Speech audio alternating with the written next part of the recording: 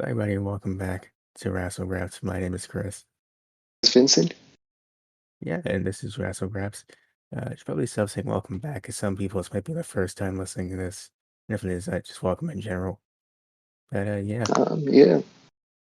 Dynamite was this is the pretty cool, show. actually. I enjoyed Dynamite. Dynamite from May 25th. It's particulars what we're talking about. I would say it's a fun show. I feel like they squeezed a lot on there. I thought they're going to run out of time, and they didn't. So, Yeah, me too, actually. Like, they had less time for the last few matches than I thought they were going to have. yeah, I got worried with the main event, but I guess we'll talk about that later. The main Uh, event was at a weird time, for sure. And they had a commercial break in there as well. Yeah, like I said last week, I hate when they do that. I really do. I don't like them doing the commercial breaks right in the middle of the main event, especially when it's like 5 minutes of the show left. I want to see all the muscle busters I can get. I also did, but there was none of that on the Smash, unfortunately. Sure, no one got their muscles busted. But yeah, let's kick it off from the top here. Starts off with the steel cage match between Wardlow and Shawn Spears, Surprising. I thought MJF. that would be the main event. I also did when I saw the match. I think it made sense that it was the opener instead. Yeah. Um, it was very much more. I don't know if you agree with this, but it's more match, not match, more angle than match. At least it felt like that to me. Pretty much. It was like one of those things you'd see back in the day in the Attitude Era or something like that. You know, someone be the guest referee and then, or Ruthless Aggression Era, whatever. And someone would be the guest referee and he'd cause like a screw job of some kind to happen. But then the other guy would come and prevail anyway. Yeah, so let's quickly run through how the scale is. Starts off the first couple minutes are MJF and Shawn Spears beating down on Wardlow, trying to screw him out of the match until Shawn Spears goes for his patented steel chair, and It instead of was a hitting headshot in Wardlow, this match, too. instead of hitting Wardlow, hits MJF with an unprotected headshot, which we haven't seen one of those in a minute. Yeah. I'm sure they did it the safe way instead of the way Cody Rhodes took it at one time. Like Rose, he said, "You know what? Hit me as hard as you possibly can, and maybe attach a razor to that one." Trying to gank for this one. Yeah. It's the craziest unprotected chair shot I've seen in recent times. It's that one. What the fuck? Yeah, that's crazy. But yeah, Wardlow after that picks up the W after powerbombing Shawn Spears on the way steel chair, and another ref counted the pin for him. Tries to attack MJF, but security shows up and stops him. And then he destroyed the security, I think. He He did. powerbombed that woman into the steel cage. He said he powerbombed him so hard he disappeared from the He broadcast. Never disappears, seen true. again. I never saw. I mean, maybe Wardlow's a wizard. Maybe he is. Maybe he's a wizard here. It's not Jericho, but Yeah, who maybe knows? those fireballs are actually explainable. Whenever Undertaker or Kane used to chokeslam someone straight to hell, it's like that, but there's less fire. And, he just disappeared straight into the ground, never to be seen or heard from again. That poor indie guy, man. Poor guy. I mean, hey, someone's talking about him. I guess that's important. That's true. So after I mean, that, we we don't know get, his name, so yeah, we'll find out eventually. Sean Ross Sapp will get on, and I'm sure he'll tell everybody it was uh, Joe Normal from Las Vegas, Nevada, from the Big Penis promotion, possibly. Uh, right? Drop your comments down below what promotion you think that is. I'd like to know. Yeah, true. So moving on to a less enjoyable note, we get to the broadcast team sending their condolences about the unfortunate shooting situation in Yeah, Texas, which of course it's a terrible incident, and our hearts and our condolences are with everyone who was impacted by that tragedy. yeah. I just want to quickly cover that and just acknowledge it there. And yeah, it's a terrible situation, and I feel Sure like it's nice was. to acknowledge it during the show. Yeah, Moving forward, we get to the Jericho Appreciation Society backstage, this was a and fun little segment here. it's kind of messed up, man. They're just walking What's up, backstage. bozo? Yeah, they verbally harass him. I think Matt pulls out the knife on him, tries to stab him until Jericho blows a Brushes his fireball. hair with it. Right? Dude, I get excited, man. Every time someone pulls out a blade on television, I think they're gonna use it in the interesting way to You really go. think someone's gonna get stabbed right there? Like, no one's gonna get stabbed. No, but it's I like mean, it's it the same happens in pro feeling. wrestling. I'm not gonna say it doesn't happen, but It's the same feeling you get when on Drew AEW, I don't think McIntyre. anyone's gotten stabbed in the back just normally. We gotta Yeah, work but our way up to that at least. There's some random dude sitting there with a Moxley shirt's not gonna get stabbed out of the blue. if Nick Gage can use a pizza cutter on somebody, I think that I think they could probably do that. I mean, it could happen. I'm not gonna. It could happen. I'll It's meet a guy in the back alley. He's wearing a Moxley shirt. It's over for that guy. I'll tell you. it's the There's same more of a feeling. chance of a blade coming out and actually getting stabbed here. It's really the same way you feel when you see Drew McIntyre bring his sword to the ring. You don't think it's gonna happen, but there's always that slight chance it And could boom, he happen. swings, and boom, some dude almost gets decapitated. Yeah, and you don't want it to happen, but you're like, what if, that could happen. And Uh, CGI is very strong. uh, just imagine Vince McMahon trying to CGI someone getting their head cut off by Drew McIntyre. On live television. Yeah, he really would do that too, I'm pretty sure.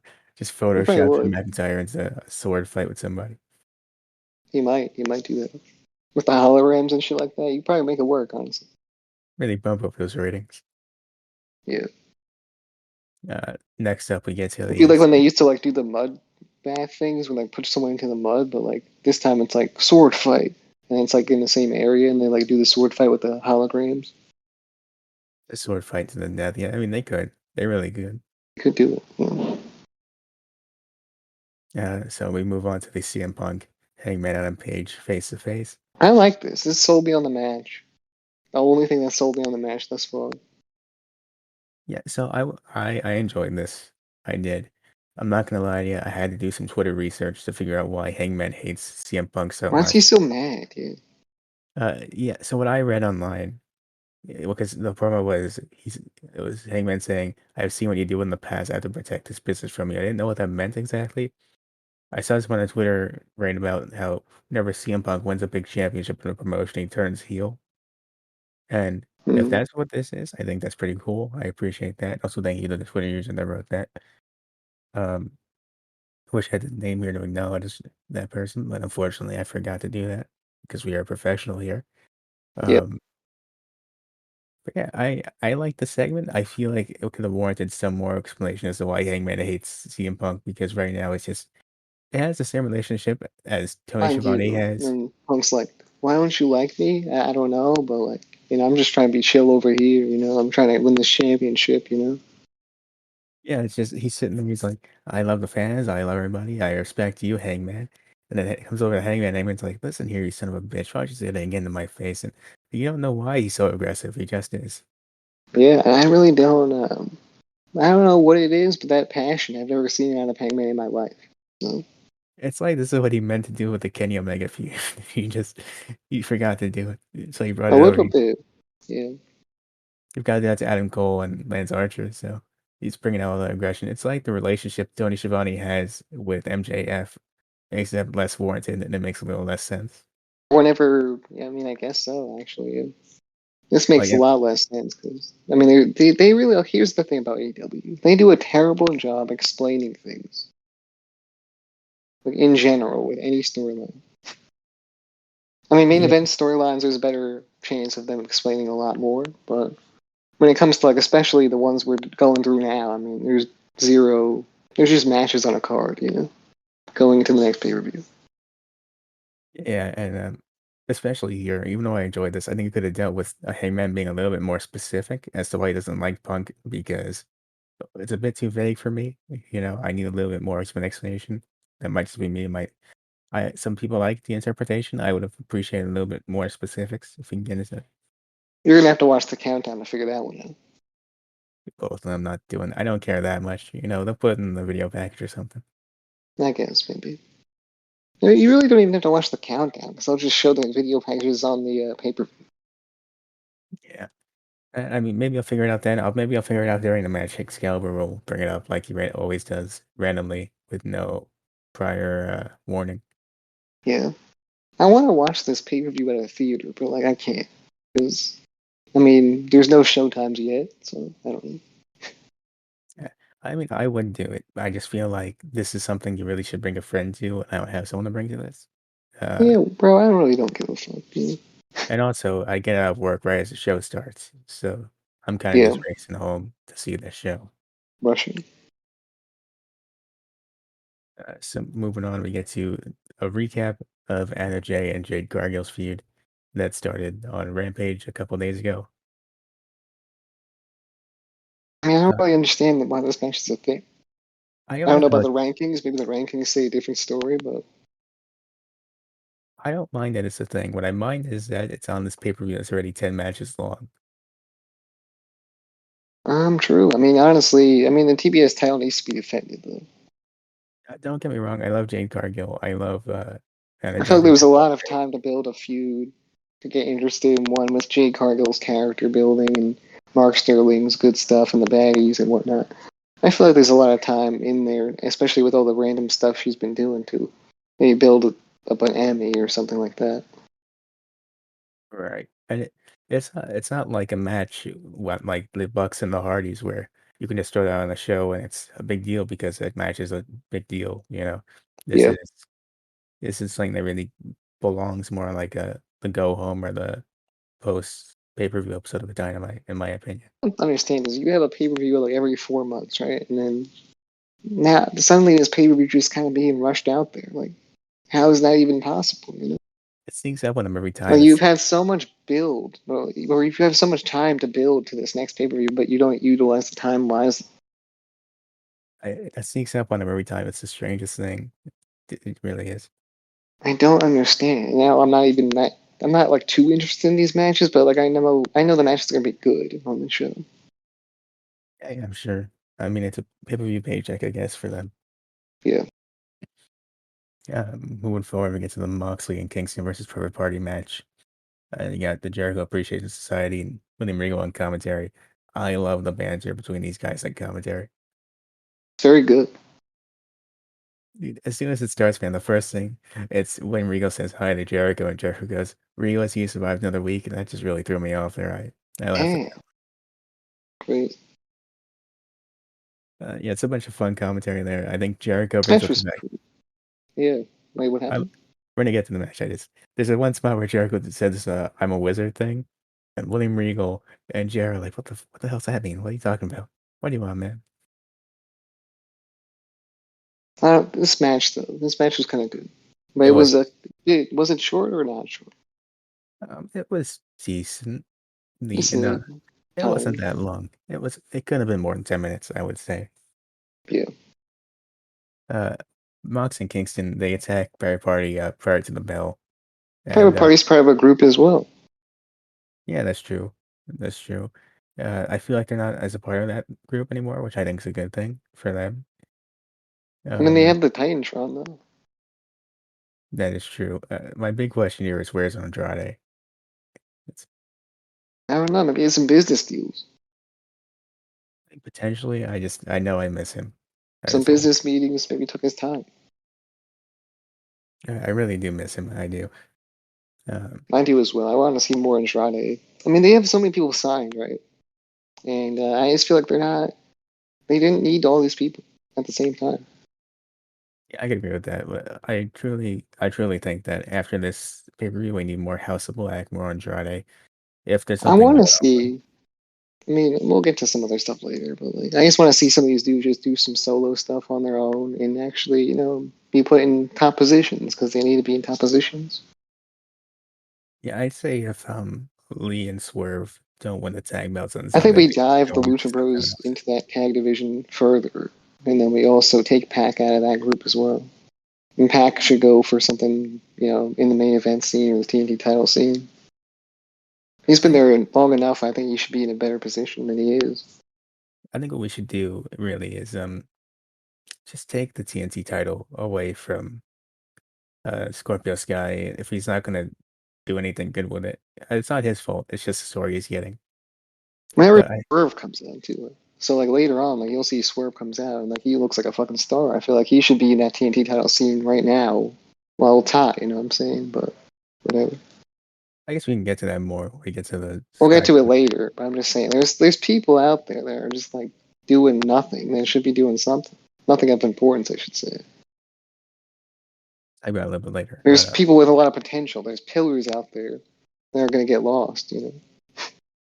yeah, not saying, by the way, the Death Triangle House of Black feud isn't important because I'm looking forward to that a lot. It's not really that important. I'll be honest. Sim I'll I'm say very it's much not that looking forward to important. that match. It's not. But the match itself will be cool After this match, though, I feel like we should really go in separate directions with those guys. for sure. So back to the thing at hand, Mox and Kingston win very convincingly against Private Party, and there's a big brawl between the JAS and Kingston, Santana Ortiz, and the I feel like BCC. Kingston, Santana, Ortiz should be in the same group as Bryan Danielson, Wheeler Yuta, and John Moxley. I don't think they have to do that right now. I I like feel like the they all fit in the same. Like the way Eddie Kingston wrestles matches up with whatever whatever Moxley and Bryan do and Yuta do. And the way that everyone can do their own individual stuff, like be in the same Blackpool Combat Club. They're all down to fight. It makes a lot of sense, honestly. much as I Like like there's a the group right there idea, that's perfect, actually. I feel like Kingston and Santana Ortiz are probably not being a faction right now. Especially Santana Ortiz just got out of one. It's So true. I think they can all adapt to like being the Blackpool Combat Club, just being fucking rough and tough and beating people's asses. I think that's cool to have them all on the same team with William Regal, especially looking over them. Like it all fits together nicely. I agree with that. Just for now, I think keep them away from a faction, at least for a little while. I get what you're saying. So next up, we get to a Owen Hart tournament video package showing up some of the details coming on the matches we'll get tonight. So talking about Storm and Baker and Joe and O'Reilly.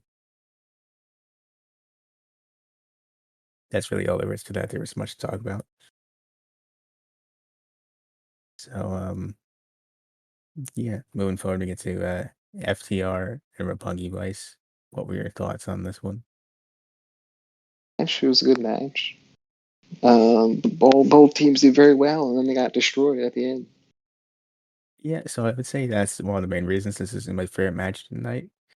That and also the triple threat was fantastic. We'll get to that in a minute. Uh, it ends in a DQ with Jeff Cobb and Great O'Khan showing up, ruining it there. And I think it makes sense. Makes sense. It's fine. I'm not mad at it. It was cool. I liked it. Yeah, and I I'm think not really. I'm not sure how I necessarily feel about like a whole Ring of Honor, New Japan, AEW. Just it's all being blended into one thing. But I I think it's think kind of cool. Honestly, I like it. I enjoy it. I think this is them building up to the Forbidden Door show the next month, and I'm fine with that. Yeah, I don't have a problem with it. I just don't know. I like feeling like wrestling's together as one. I like that too. And also, don't want to forget, I think the guy on commentary, his name was Caprice Coleman, if Huh? I'm I not think so. wrong. Yeah, I don't know too much about him, but I liked him on commentary. he's very good. I think the announcer too, the ring announcer that announced them to the ring was really good. Yeah, I know he's the ROH ring announcer. It's just I went to the bathroom during the ONR video package and I got back right as they stopped talking about who was on commentary. So I Oh, kind okay. of missed it. No, that But guy was so good. Like he had the voice of an announcer. It really worked. I think it kind of works better to me than Justin Roberts does. yeah. But don't think I did not know it was on commentary. When they had this one spot where they were talking about, I think it was Caprice and JR were talking about Dex and how great of a striker he is. They're talking about Oh him, yeah, and all of a sudden you have Excalibur's contribution, which is, yeah, and you know what? Dynamite next week is in these places over here. And I'm like, man, that has nothing to do with anything. Please stop doing that. It's not natural. Just stop. but it's in those places. What does that have to do with Dex being a great striker? Everything. I mean, he'll strike in those cities too. Absolutely fuck all. That's absolutely fuck all to do with that. No, he'll do the strikes in those cities. It makes sense. You don't even know that. He could just not be on the card. You don't even know that. Well, you book around it, okay? If I don't see him on the next two shows in the match, then we're gonna have He's a the we'll front. talk about He's the this. poster boy. He's at the front. We're gonna have a talk about this if we saw on the shows. I'm saying that. Moving on, we get to the Hardys promo, which I really liked. That was great. Yeah, I like this. We were good Christian boys, and then we got into the wrestling business, and it changed us. And now we're going to delete you.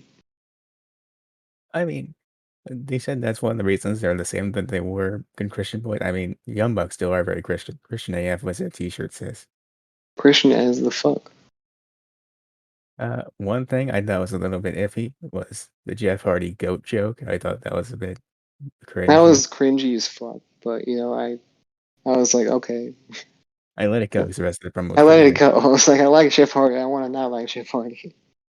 As long as you don't make this a thing, I can give this promo a pass. Just don't do it again.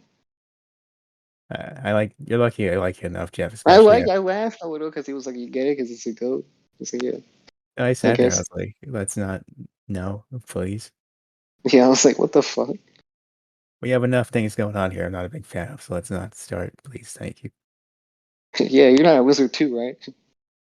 I don't mind the whisper thing. It's growing on me actually. I It's found. growing on me too. I like the fireball. It's like I'm a wizard, but like still, I just like everyone around him, besides the Jericho Appreciation Society, I acknowledging don't know. that For some reason, ridiculous Jericho thing. always tries to get something over, and then he Ninety just does it, and then ninety it's like, oh, I don't know how I feel about it, and then eventually it starts growing on you a bit more, but it's still kind of weird. 95% of the time it works. I would say. Yeah, usually 90% is good percentage. Some things aren't fantastic, but yeah. Yeah, it depends. Did he I start work. doing that other thing he was doing? What thing? I forgot. He was like saying something like abbreviations or whatever. The abbreviation thing is something. Something. It didn't get over that well. You could tell by the fact I don't remember it, but I True. wasn't too big a fan of that. Yeah. It's like don't talk like you're texting somebody. That's just weird. Hey, it's weird. Imagine saying LOL in real life. Some people do. I don't like it that much. Yeah, me either. Just laugh like a normal XD, human man. being. XD. Just laugh like a normal human. That's all. So next up, we get to Swerve versus Stars versus Jungle Boy. A match I was looking forward to a lot since last week, and it did not disappoint. All of these dudes should be doing good singles runs right now. I think Jungle Boy has so much potential, bro. And it's just being kind of wasted with this whole Jurassic Express Christian thing that's going on. And they're the tag team champions as well. And they're not doing nothing as tag team champions, really, of like story and purpose like that. So Yeah, we said this before, but say it again here. It's crazy how they're once again in a feud with two other teams where I care about the other teams more than I care about Jurassic Express. yeah, Team Taz should be on top of the world instead of whoever else is doing things like the JAS and whatever is going on there. All I'm gonna say is that Team Taz better win those belts on Sunday, man. It's true; they deserve it. They've earned it. They better win those belts. Okay. Keith There Lee, is Swerve Scott, they're in there to have a good match. But that other is than that, they better not be a team for that long. after this. What I want to see is uh, Team Taz win the belts because Jurassic Express isn't doing anything of importance with them. I mean, And then Swerve is such a fucking star, bro. God damn. yeah, and then after this we break up the. They can still be friends, but let's not make Lee and Swerve a tag team because they shouldn't be a tag team. They can help each other here and there because they'll have history with each other. But other than that, like I don't want them to be a tag team. Just go for the tag team titles. Like, they need to be in the TNT title scene or something like that. I can agree. Speaking of the TNT title, well, first before all that, Swerve, not Swerve. No wait, Swerve does win this match. My bad. He won, yeah, And there's a bit of a brawl at the end with everyone involved in the match, and that's that for that situation. But yeah. now you get the TNT title thing, which is still happening, and I'm not a fan of that. I guess it's gotta happen for a bit longer until it's over. So basically, it's a promo saying, Dan Lambert's like, "You think I didn't have another belt on speed dial? You losers over there! I got a new belt coming. It's already here. You'll get it on Friday, Scorpio." He said, "Oh, thank you." I ordered on DoorDash. You think I don't know people who make belts? A person who's friends with all these people who make belts. See, look at Come on. my contacts. Belt Maker 1, Belt Maker 2, Belt Maker 3, and my favorite, Belt Maker 4. He makes belts that I wear on my jeans. It's not the same thing. But he's just as helpful. Yeah, this one says, "Be your life." I like that. That's cool. And it's cool. Yeah. But, Man, it's just this feud is so stupid, and I hate it so much. I wish it'd be over. I really do. Yeah, it's ridiculous. I don't even know what's happening anymore. It's all confusing. Frank Kazarian's involved. I don't even know how and why. I know how. I just don't know why we're doing I don't know this. why we're still doing it. I mean, I feel like that whole ship has sailed, dude. I really do feel that what should have happened is you have Scorpio's guy last 2 weeks ago on Rampage when he realizes that um American Top Team helped him win. What should do is he feels conflicted about it, but he doesn't do much really. The show goes off air. You show him looking at Frankie and looking at the team, and he's like, "What do I do here? Because I don't really like that." Have him have a promo on Dynamite where he says, "You know what? I'll give you guys a triple threat match, make it fair, no involvement from these guys." Have him lose because Ethan Page kicks him out of the group or attacks him, costs him the match, whatever. Get them in a feud to cement the Scorpio Sky face turn. Put the belt on Sammy, who could then lose it to Pac, who will do so much better with it. And that's what I would do. You booked this whole thing out. I booked it. That's that easy. It's that easy. It's that simple, Tony Khan. Hell, you don't even have to do the Pac thing if you don't want it. You could have Scorpio retain the belt and do a feud with him and Ethan Page, give him something to do. But You know just what I think? anything. I think Tony Khan should have hired Shane McMahon to run Ring of Honor for him, so that he doesn't have to, so that he can do better creative decisions. That's what I You think know should what? happen. You know what? Shane's not here. Okay, he's not here. I don't know what to But tell what you. if he was there though? Then it Well, would, he's not. he would have taken a load off his shoulders. He could have booked Swerve and Keith Lee better, and this whole entire storyline with Sammy Guevara in the top American team, right? Like, come on. But that's not even the big problem here. The big problem is this feud is just not working. I don't know, man. It's not good. It really isn't good. That is the issue, man. And Tony Khan's got nothing on the table, bro. So he's just throwing this shit at the wall and seeing if it sticks, and it's just not sticking. I don't You know see why it? he'd throw shit at the wall. I mean, that's kind of gross, but still. Yeah, but you see how it's not hard? Like, I see how I booked that on the fly, just out of nowhere. I just threw it at you. It's simple, but it works. You see how that happened? Like, Yeah. it's not hard to do something like this. I mean, I don't know, man. It's hard when you're Tony Khan, you're signing contracts for dudes that you don't even know. And then you're also running a whole entire other promotion, getting that set up with the new logos and stuff, accepting those. I feel like the dude just needs to fucking take a fucking break or something. I ever Get had that. someone else to help you out that you trust. You get the Bucks involved, get Kenny in there, help get him to book something for you. It doesn't have to be this whole thing. I don't know, man. I don't know. Speaking I of feel Kenny, like dude, I miss he Kenny. doesn't have to do as much as he does. That's all I'll say. Tony Khan does too much. Yeah, but anyway, so I guess we're gonna move on from that to another uh story that's a bit rough. Thunder Rosa is being interviewed by Tony Schiavone, who didn't do anything this week to deserve the "We Hate Tony Schiavone" thing, but This is the face promo. I was tempted. So this was funny to me for all the wrong reasons, and I think you know why. Um, so Thunder Rosa does this interview. It's not bad. It's the best of this feud, is Mhm. what I've seen online, and of course, it's not the best of compliments, but it wasn't bad. It was fine, and eh, halfway, not even halfway, like right at the end of her promo, she takes a pause, and the guys in the back go, "Oh, it's over." Play the music, Oh yeah, yeah. The music at the end, and then she keeps going. dude. When she started talking, I was like, "Wait, what?" Yeah, I was like, wait, hold on. What? Yeah, I guess it's more natural that way, but still. And they don't even stop the music; they keep it going. I mean, at that point, you gotta commit, right? Like, there's no not committing to that.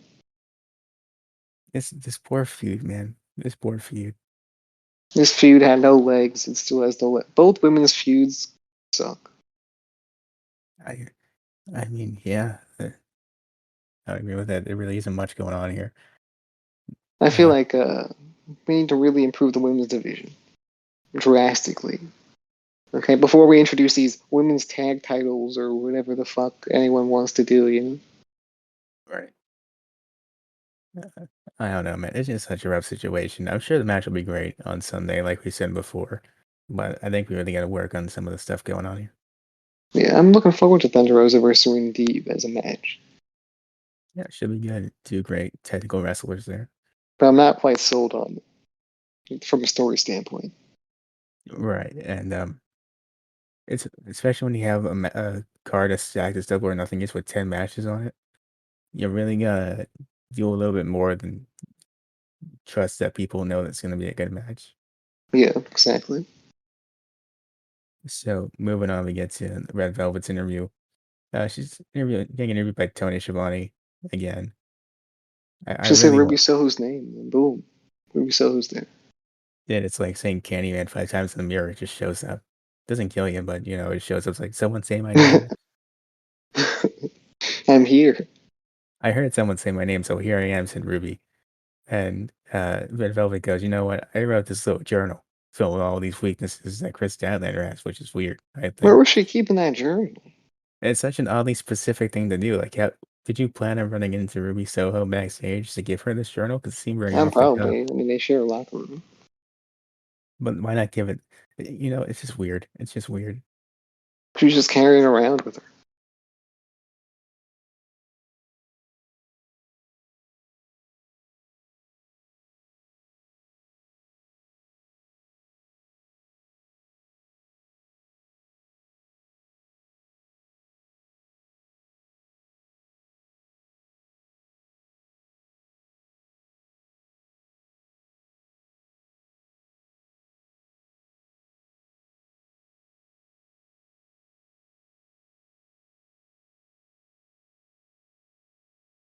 What But if anyway, the knows is of this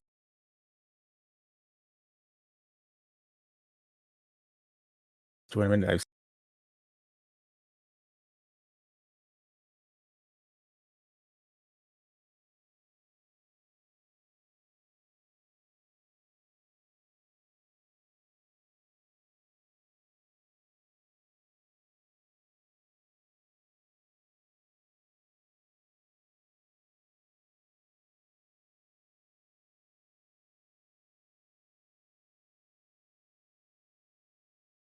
seen in it before. AEW fans' eyes win the whole entire thing?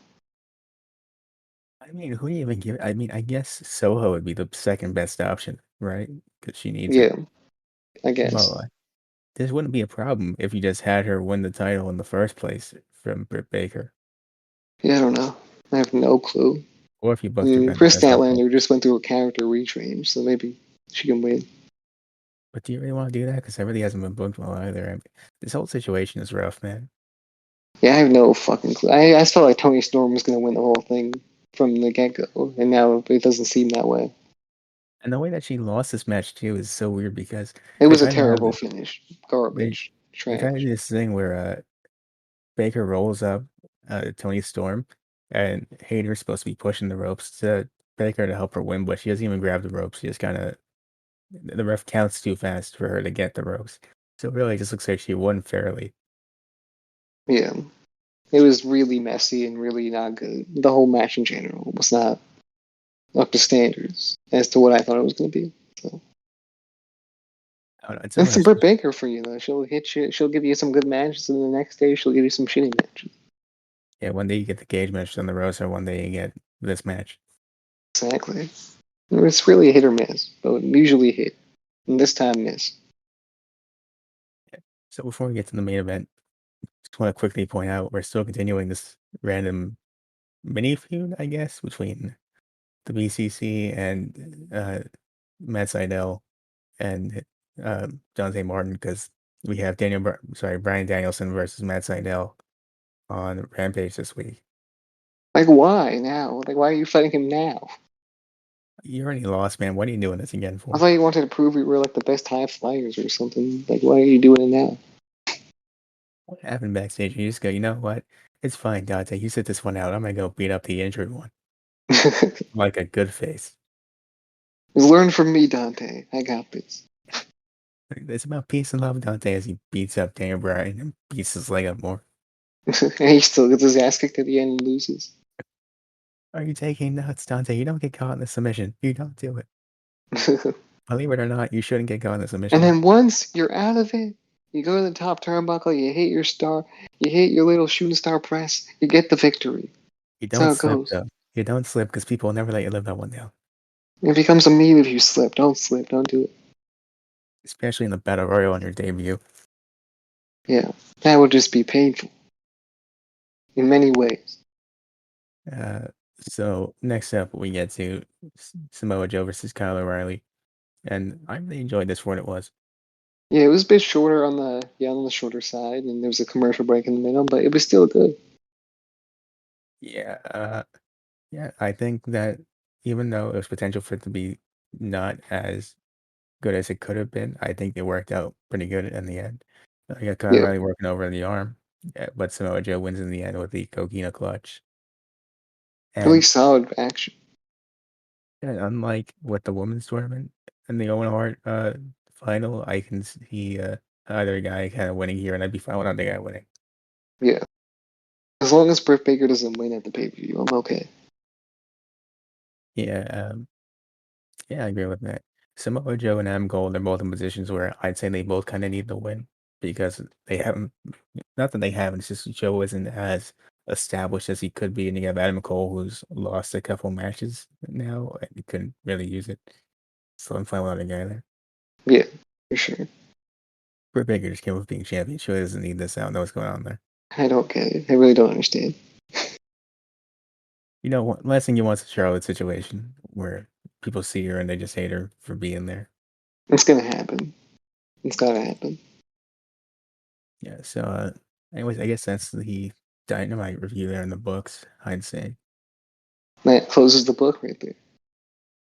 So, I guess for the thumb thoughts portion of this, which is the part where we give the final ranking of this episode, I'm gonna give it a thumbs up because it was enjoyable enough, but I can't give it a double thumbs up because there's just too many issues I have with the show. Me too. Same thing. But yeah, I think that's it overall. And maybe we do predictions. You want to do predictions for this, and that'll come out at some point later. Sure. All right, so we'll do that, and look out for that soon after this review. But that's gonna do it for us today.